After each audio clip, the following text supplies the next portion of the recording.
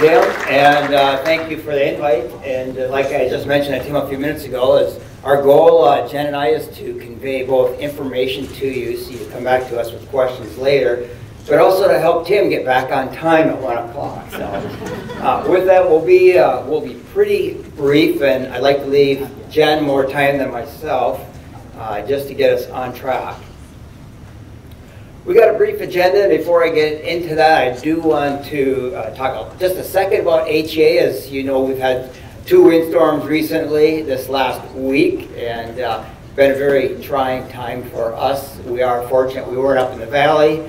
I like Cassidy's quote regarding the importance of moments. Like I always tell my kids, life's about a journey, not the destination, so you better enjoy every day, because that's what makes up your life. I had a good example the other day, and New Year's morning, I got a call from a friend of mine. Hey, we're out of power. The neighbors are out of power. Actually, he had power, the neighbors were not. He was going to run them some additional fuel as their generators were out of fuel. And I said, I know it's a trying time, and we are a community, and I appreciate his participation. And then there was this calm as I was trying to reflect on my thoughts, and he said, did I wake you up? And I'm going, I know what he's going through. He's thinking Brad had too much fun on New Year's Eve. And I said, actually you did. I was on a structure fire most of last night. And so he was like a big pause. He said, I guess I'll deal with this. No worries. Sorry to bother you. And the point being is enjoying every moment. As you know, as tough as we have it, somebody else always has it worse. And I always remind that to my kids. And I'm in the same boat. It's all relative. So making sure your moments are good, make sure somebody else isn't having quite that favorable moment. So with that, this will be a really easy presentation. So moving forward, just a little background. I am amazed at how many members, oops, excuse me, let me get back up here. You can see the agenda. I won't read it to you. It just gives you a little background on Homer Electric, and then I'd like Jen to step in and talk about some renewable opportunities that she is looking at. HEA at a glance, I've got a short 3.5-minute video that allow you to eat freely without having to look at me, and you can listen to it. It really describes a cooperative. I am amazed at how many members don't understand what a cooperative is and their role in it, because they do have a role. All of you have a role in the electric cooperative, and it's different from many organizations, and it's amazing how many members just don't understand that. So our national representation on federal issues has done a good job putting together a short video that I want you to just take a look at, and they do it very eloquently.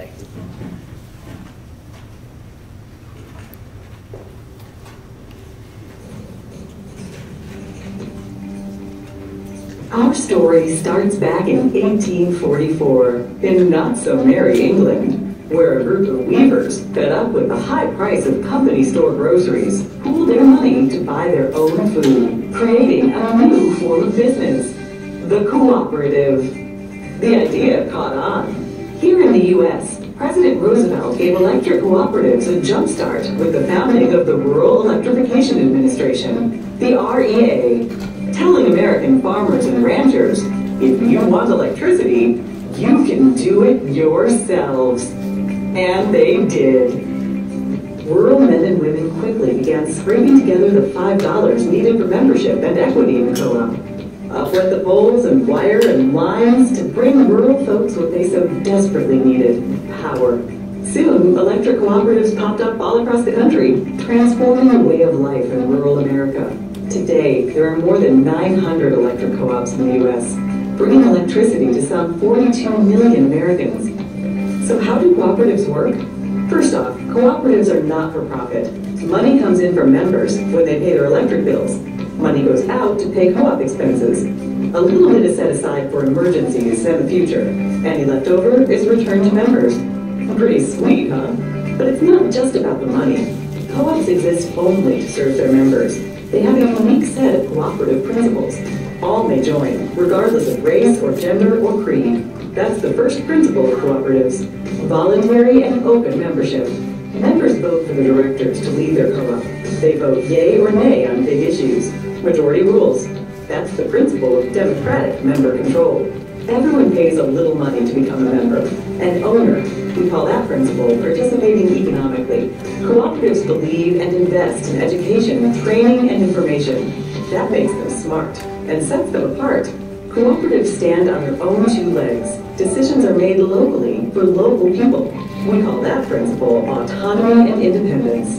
But cooperatives also work together. They join forces to restore outages after storms, get financing, do research, and speak up in the halls of government. We call this hallowed principle cooperation among cooperatives.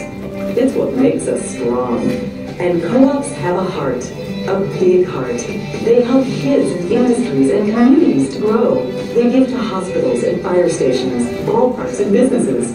Cooperatives deeply demonstrate this principle, concern for community. Community's a cool concept. Communities are just groups of people. And that is the cooperative's secret ingredient. It's the dedicated people who work day in and day out to provide reliable and affordable power. It's the elected people who shape the policies and tackle the big issues. For the most important group of people, the members. The whole reason cooperatives exist. Now that's the cooperative difference. And that's the cooperative advantage. Brought to you by the passionate people of NRECA.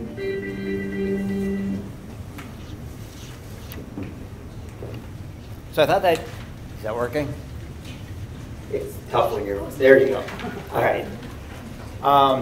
That film, that short video did a little better job or more eloquently than I could in 3.5 minutes on a utility. But being with cooperatives over 3 decades, I can say that member participation is one of the areas that we push hard at and probably are the least successful at. So I would strongly encourage you to get involved in your cooperative, provide us comments as needed, and it is requested. As my story earlier alluded to about change and moments, we are in a time of change. I'll go through a few quick slides talking about us and the change we're in and where we're going, and I'll roll it over to Jen. So with that, who we are, we've got almost 36,000 meter locations on the peninsula.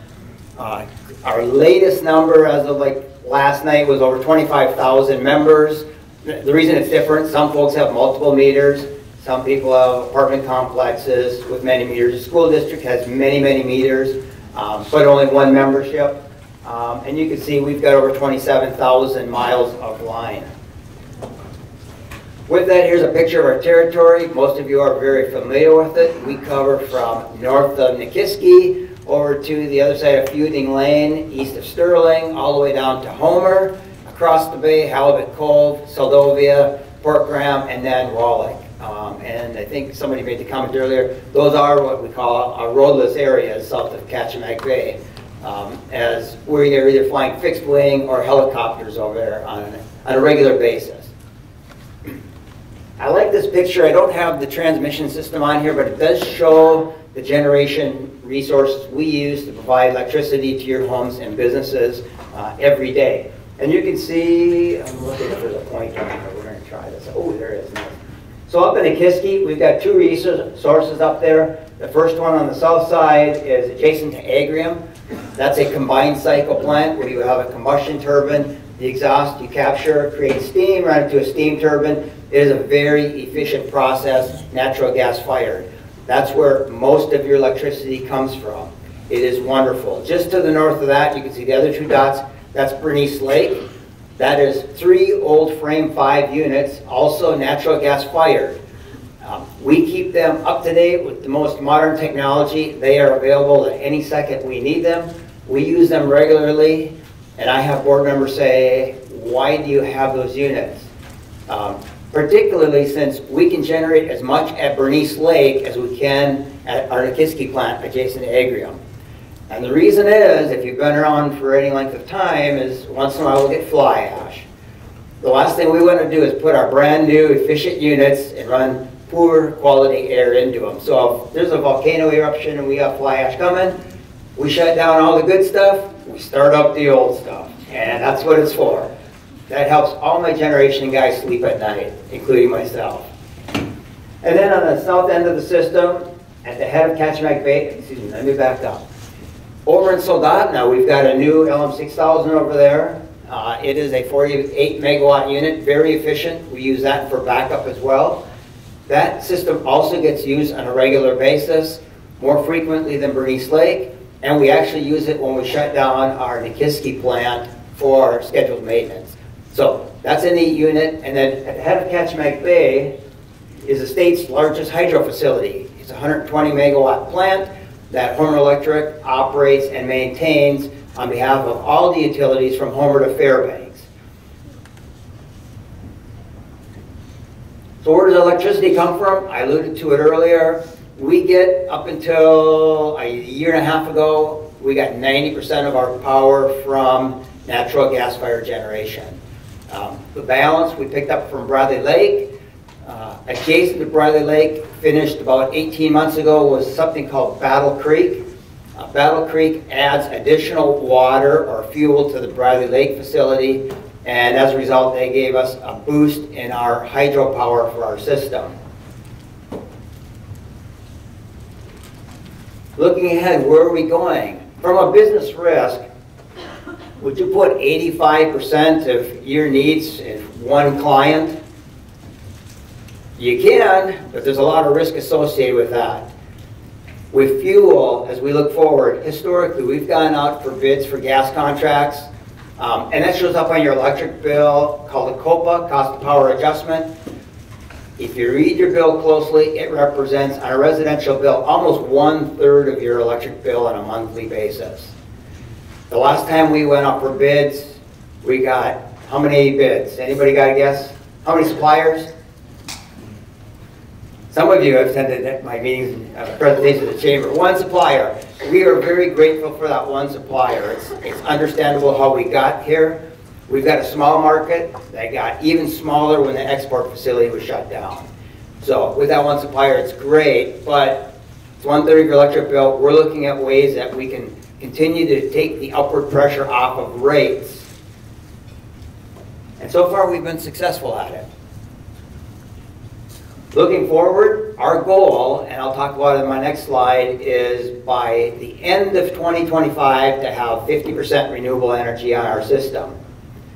And that means a lot less dependence on natural gas and a lot less volatility, hopefully, and dependence. So with that, how are we going to get there? We are looking at hydro projects. The only new hydro project we have in the forecast is Grant Lake. You've heard me talk about it before. We have it licensed with FERC. That should be online by 2025. That's a small 5 megawatt project north of, or adjacent to Moose Pass. The neat thing about hydro, unlike these other facilities, hydro's got a life of about 100 years. So if you recall Bradley Lake, back when it was built and came online in, I think it was it was either late in 89, I think it's in that area. It was either late in 89 or early in 91. My numbers are mixed up at the moment. I was looking at Claudia to help me there, and she gave me that look. So with that, when hydropower came along, nobody got on board with it. It was the most expensive resource on the rail belt at the time. Today, it's one of the lowest cost resources on the rail belt, generating power for about wholesale cost 4.5 cents. It's a steal. I wish we got all of it, but we don't, and it is what it is. Moving forward, we also look at meeting about 1/3 of our needs from non-firm resources. That's solar and wind. They are new. There are ways that we have recently come up with to help integrate that in an economically viable manner that allows us both from an economic perspective and also technically integrate that into our system without creating issues. So how are we going to get there? Let me start at the far right first. Our goal is, by the end of 2025, to meet 50% of our members' energy needs from non-fossil fuel generation, which is a big leap. So how are we going to get there? Recently, we just completed our BESS, battery energy storage project located adjacent to our Soldotna generation facility. It is a 37 Tesla megapacks, and it's a 46.5 megawatt system that during lightly loaded periods of time, such as the spring and the fall in our system, we could actually serve our entire system for up to 2 hours if it's fully charged, which is amazing. And it's there for several reasons. I was trying to put an analogy in my head what it would look like, the size of what's sitting there. It's the equivalent of more than 1,300 Tesla electric vehicles sitting in one spot. To give you an idea how much storage is in place. What it's going to do is, you can see the 3 bullets there. I won't go through them completely, but it does reduce our natural gas consumption because we are now using electronics, i.e. batteries, to do our regulating on a moment-to-moment basis. Regulating is when you turn the lights on and off, we adjust the amount of fuel that goes into the generators. Instead of changing the fuel amounts, we just let the battery take care of that for us. In addition, the spinning reserve component, what that's used, spinning reserve is so when any utility from here to Fairbanks loses a generation resource at any given instant, the grid doesn't go black. There's enough excess energy or resources available on the system that everybody else can step in together to make sure nobody loses power. And so far it's been very successful. We provide about 10% of the rail belt needs in excess power every moment of the day. That changes when we're islanded. And when we're islanded, meaning we're disconnected from anchorage, we have to provide 100% of our own spin. So when we trip a generator, whether it's Bradley Lake or Nikiski, your lights don't go dark. To do that, we fire up Soldotna, we back down Nikiski, and/or we start a Bernice Lake unit. That costs us extra fuel. If you weren't at Chamber, does anybody have a guess how much extra fuel we burn per day when we're islanded? Somebody's got a guess. Double fuel, we burn about $25,000 per day extra. If you look at our forecast right now, based on the rail belt, we're going to be islanded approximately 2 months per year for the next decade. I'll let you do the math on that. And then the last one, it enables non-firm renewable generation. And I'll let Jen get into some of that. And you can see we're looking at solar, we're looking at some additional hydro, and we're also looking at some wind projects today. So that's how we're going to get there. And with that, I will turn it over to Jen Miller to talk about their project.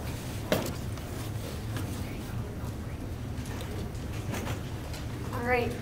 Well, thanks a lot, Brad. I appreciate the background on HEA's operations and just how a co-op works. I think it's really fundamental. I like to start all of my presentations and I guess address the elephant in the room. Maybe right now you're all thinking, are they crazy? Solar in Alaska? Does that work? And the answer is 10 years ago, no, it didn't work. But over the last decade, solar prices have come down 90%. And so we are now just at the cusp of, or when we have reached economic viability here in Alaska, even in our northern climate, which is pretty cool. Just to give you kind of to frame it in a little bit, these are round numbers, but what Brad was talking about as far as generation cost or the COPA, it's anywhere from 7 to 9 cents a kilowatt hour, and solar costs are roughly, this is in the lower 48, so 3 to 4 cents a kilowatt hour. We're not that cheap yet because our production sun is high. We do have a little less sun as we're experiencing right now. But again, there's enough headroom there that we can be cost competitive. And so when we started our company, Alaska has the second highest energy prices in the nation. And so yes, we're passionate about renewable energy, but we're also really passionate about delivering cost competitive energy to Alaskans. And so it's not about doing renewables at any cost. It's about actually suppressing electricity prices for Alaskans with renewables. And so, renewable IPPs, the IPP is independent power producers, and I'll get into that here in a little bit. But we're an Alaska-grown small business, and to touch on what Cassidy talked about earlier is, the small business world it's a roller coaster, and it's nice to have folks like KPEDD come along, have someone on the ride with you. It really it makes it much smoother. But yeah, our business is owned by 4 engineers. It's myself and my 3 business partners, and Chris Colbert, our CFO, is here today. But anyways, you can see the 4 partners here. We got started one of our core principles is just being very hands-on. We got started with a really small, it was the biggest at the time, but 140 kilowatt solar farm in Willow. And we actually, we funded that ourselves and we built it ourselves. And so this picture that you're seeing, we're all smiling in that photo because we're almost done.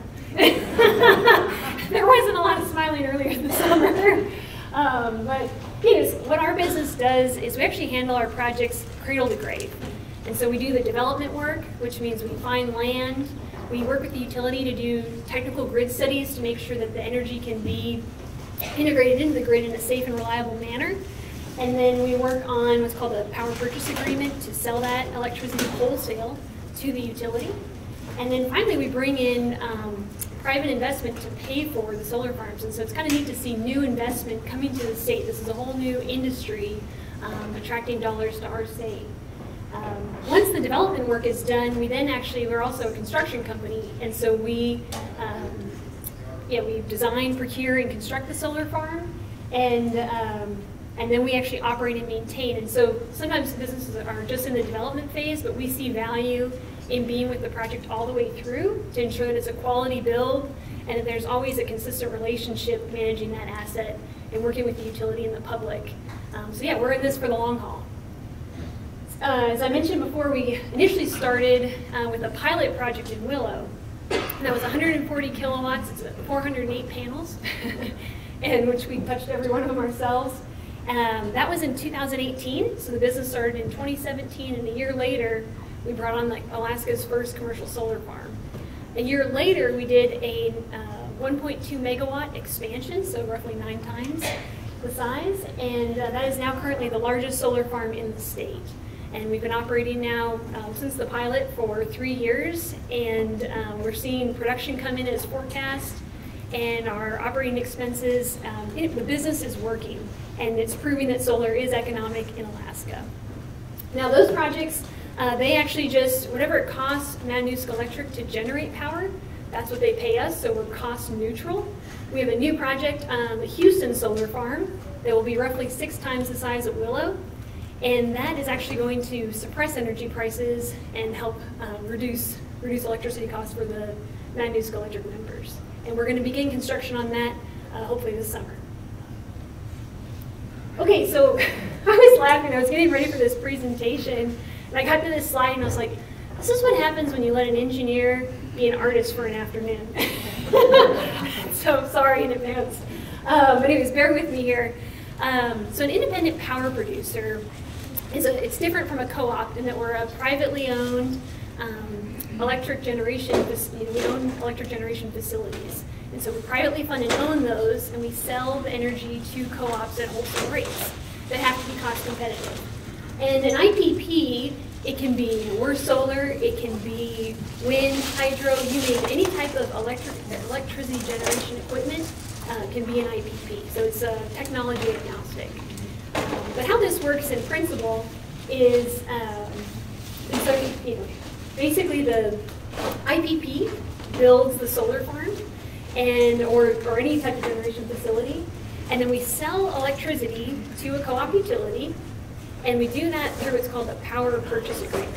And really that's just a contract that says this is the price that power will be sold for, and we agree those terms up front. So that we have, we can be sure in our financing that the economics are going to work, but it also gives the utility certainty that says, this is a fair price, it's competitive for our members, and gives them certainty that it's a good deal.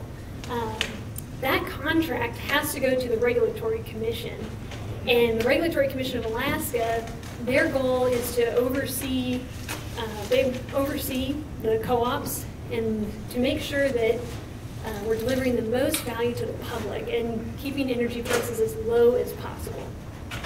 And so, anyways, once that contract is agreed, then we build the solar farm or whatever generation equipment, and then energy goes onto the grid, and the utility distributes that to the members. And by doing cost competitive contracts, that cost savings is passed on to the members or the public. And so by us bringing in new competitive forms of energy, that helps suppress future electricity prices, which benefits everybody, whether it's an individual home, a business, or even governments, because we all pay for energy. Brad alluded to this earlier, but just to kind of break down electricity costs, one of the questions we always get is like, well, we have plenty of generation capacity, why would we build more? And the answer is here, 2/3 of electricity costs are fixed, roughly. And Brad's the expert, I'm paraphrasing.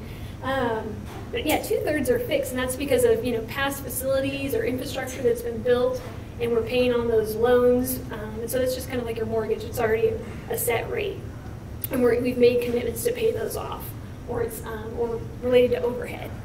1/3 of the cost is variable, and that's related to primarily generation. So what are we paying for fuel or power purchases, say from hydro or something like our solar farm? And so if we want to look at, well, how do we crack the nut on suppressing future electricity costs, we have to focus on that generation piece. And so even though we have a lot of generation capacity built out, it doesn't hurt to bring on different forms of generation that may have a different cost base, because that can help us suppress prices in the future. Okay, in addition to suppressing electricity prices, that's the primary value that IPPs bring, and also just kind of introducing diversity and market competition. But yeah, there's actually a very significant economic development component. It's pretty neat to see this it's a pretty big industry in the lower 48, but it's just getting started here in Alaska. IPPs represent about less than 5% of generation here in the state, and in the lower 48, that's closer to 40%. And so there's just a lot of growth potential. Brad talked about energy diversification and not having all of our eggs in one basket, so that's a huge, just from a resiliency standpoint, there's a lot of value there. And then the one thing that I think is really neat is an IPP, so we agree that contract up front, right? And so those terms are set. And the members, their pricing is locked in of what they're going to pay for that energy. We then go build that solar farm, and we are on the hook for whatever the cost is. And so trust me, we have a very strong incentive to manage the cost and deliver the project under budget. But then the members they're not exposed to any increased costs from the project. That risk is solely borne by the IPP. And so anyways, it just gives really good price certainty for members and price stabilization. Okay, probably the more interesting topic, the proposed Kenai Solar Farm project itself. Yeah, it's fun to talk about conceptual stuff, but yeah, let's get down to something tangible. So yeah, this is pretty cool. This is the biggest project in our portfolio. It's 20 megawatts rated output, but we actually overbuild it a little bit. So we'd actually put up 30 megawatts of solar panels. Because we do have cloudy days occasionally here in Alaska, we like to add extra solar panels because that boosts our production on those cloudy days. We produce enough energy to support about 45 homes on average, and this would represent 6.5% of HEA's, it would meet 6.5% of HEA's demand. So it's not, it's not more than 10%, so it's not a huge amount to integrate into our current, into the grid, but it is significant. And yeah, it's roughly 60,000 solar panels, which is pretty cool to think about. And all of the partners are actually oil and gas engineers by background. And one of the things that's really gratifying about solar is just how simple it is. So if you think about it, like once you build one row, you know how to build all the rows. And so, yeah, not to, I guess, downplay what we know how to do, but anyway, so even though it's a lot of solar panels, we actually have one of the crews, when we were building out Willow, they got it down to putting up a panel a minute. So yeah, it's pretty cool. We couldn't sustain that all day. But anyway, so yes, it's a very large project. It occupies about 160 acres. We have identified the land location, and we're working to finalize agreements before announcing that publicly. The project would create 40 to 60 construction jobs over 2 years. And that's a conservative estimate because those would be just direct jobs for our company. But we also would pull on a ton of service support businesses as well, you know, trucking, delivery, equipment rentals, accounting. It kind of snowballs from there. There would also be roughly 20 to 30 part-time maintenance jobs, you know, pulling snow off the panels, vegetation management, someone to oversee the day-to-day operations. And then what's pretty cool about solar farms is the panels are actually warranted for 30 years. I can't think of a single electronic device in my house that's warranted that long. But they've really gotten the manufacturing down. And once you put them up, they're just, yeah, it's beautifully simple. And so they're warranted for 30, but easily operate for 40. And so it's a neat long-term asset that can provide benefit for a long time. Right now we're in the project development phase, so you know that finding the land, working with the utility to do technical studies and understand, you know, how big can it be and how do we integrate it responsibly. And we do have investors that are very interested in our Houston project, and then also have expressed an interest in this project. And it's a U.S. company that invests in solar farms across the U.S. Anyway, so once we get through the development, then it's all planning on construction, hopefully in 2023, 2024. Okay, just a few thoughts to close out here. One of the key messages is that renewables, 5 or 10 years ago, you heard about renewable energy, it's like, yeah, that's nice, but I don't really want to like increase my cost of living, right? And now we don't have to make that choice. Now it can be a win-win situation where the cost has come down, and actually they can help suppress future electricity prices. And so that's a good news story. Secondly, our company, we've been, you know, for the last few years, we've been looking across the state about where to site these solar farms.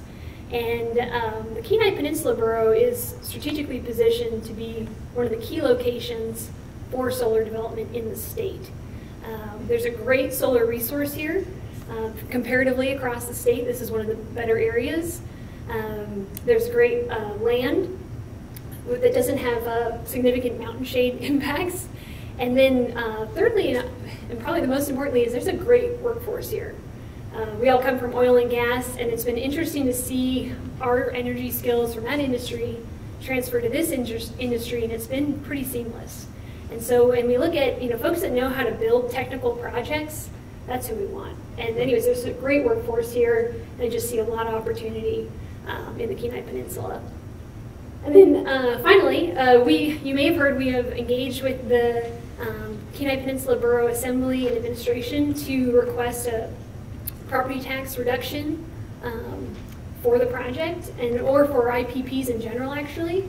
And so property taxes, one of the things about solar farms is they're very expensive capital assets, and they're large infrastructure projects. And so when you do property taxes on, say, a $30 million project, property taxes represent about a 10 to 15% tax, which is very tough. It adds to our operating cost. A co-op utility, because they are a nonprofit, and just by this rules in the state, they are tax exempt. And really what that does is it helps them offer the lowest cost electricity to their members. So reducing their costs, reduce electricity costs. And so we're just asking to be on a, not fully tax exempt, but to be on a more level playing field, similar to a co-op utility. And really, yeah, in the end, the key message is that lowering that cost helps lower the electricity price that we can sell power to HEA for, and helps reduce electricity costs for residents, businesses, and governments. And so anyways, if this is something you might support, I encourage you to reach out to your assembly member and voice support. So anyways, thank you so much for your time, and I'd like to thank KPEDD for this opportunity, and my co-presenter Brad. Thanks everybody. Have a good day.